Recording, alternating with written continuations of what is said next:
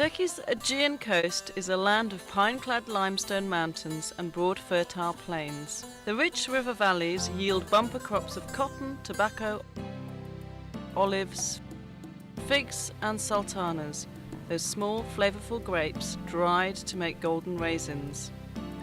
The Aegean climate is mostly mild and pleasant, with hot dry summers and cool rainy winters. In ancient times, the Aegean coast was a land of kingdoms.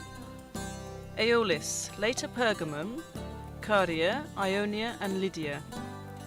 It produced some of history's most memorable people, including King Midas of the Golden Touch, King Croesus, the inventor of coinage, the poet Homer, and Herodotus, the world's first great historian. Pergamum, in the North Aegean, rose to prominence after the death of Alexander the Great in 323 BC. Soon its king ruled much of western Anatolia.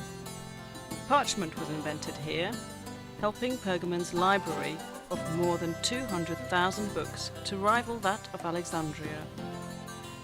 The Asclepion of Pergamon, directed by Galen, was the world's first great medical centre.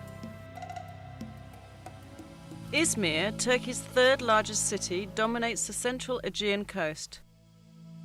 Badly damaged by war in 1922, it is now a vibrant modern city set on broad Izmir Bay.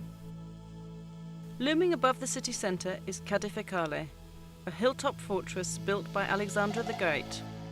Balchova, on the outskirts, is famous for its healthful hot springs. Ephesus, once the capital of Roman Asia Minor, is the best preserved classical city on the Aegean and among the finest sights in the world. Walk its marble streets past classical temples, libraries and houses to the 24,000-seat Great Theatre, and you can easily imagine yourself transported back to Roman times. Ephesus grew rich from trade coming into its well-sheltered harbour. Pilgrims travelled the royal road from the east to pay homage to Cybele Artemis, the Anatolian fertility goddess. Her stupendous temple at Ephesus, called the Artemision, was among the 7 wonders of the world. St. Paul preached to throngs in the Great Theatre, and legend has it that the Virgin Mary came to Ephesus with St. John at the end of her life.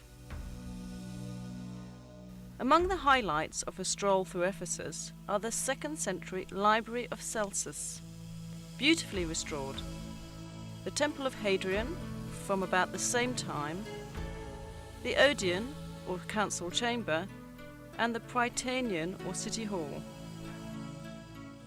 The terrace houses on the hillside overlooking the main street are filled with fine mosaics. Many have been restored.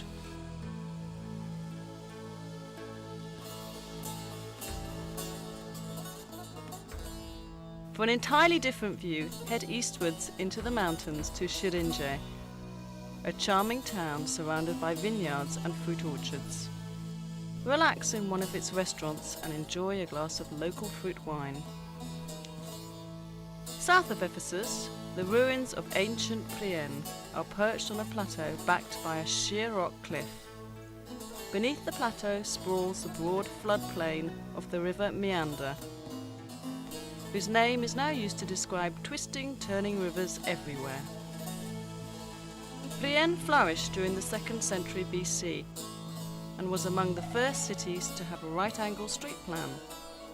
Set on this innovative street grid are Priene's great buildings, such as the Temple of Athena, the theatre, the gymnasium and the stadium. South, across the floodplain from Priene, is Miletus, an even larger and more important city with a freestanding 15,000-seat theatre. Built in Hellenistic times, the Miletus theatre was repaired extensively by the Romans and is still in very good condition. Miletus flourished from 700 BC to 700 AD. It was among the largest cities in Anatolia, boasting a population of nearly 100,000. Many famous people were born here, including the philosopher Anaximander, the mathematician Thales, the city planner Hippodamus, and Isidorus, the architect of Hagia Sophia in Istanbul. A short distance south of Miletus is Didim, famed for its gigantic marble Temple of Apollo, from which mystic priests issued enigmatic prophecies rivaling those of Delphi. The famous South Aegean resort of Bodrum, known in ancient times as Halicarnassus, was the birthplace of Herodotus, the father of history.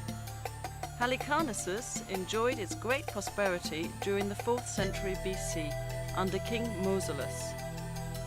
Upon his death, his wife fulfilled his plan for a gigantic royal tomb. Called the Mausoleum, it was among the 7 wonders of the world. Crusader knights later built a romantic castle on the point of land between Bodrum's 2 perfect bays. It's now the world's foremost museum of underwater archaeology.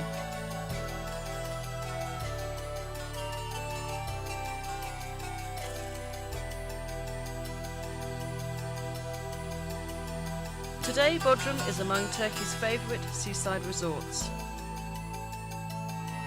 Noted for its waterfront restaurants, its many yachts and its chic nightclubs.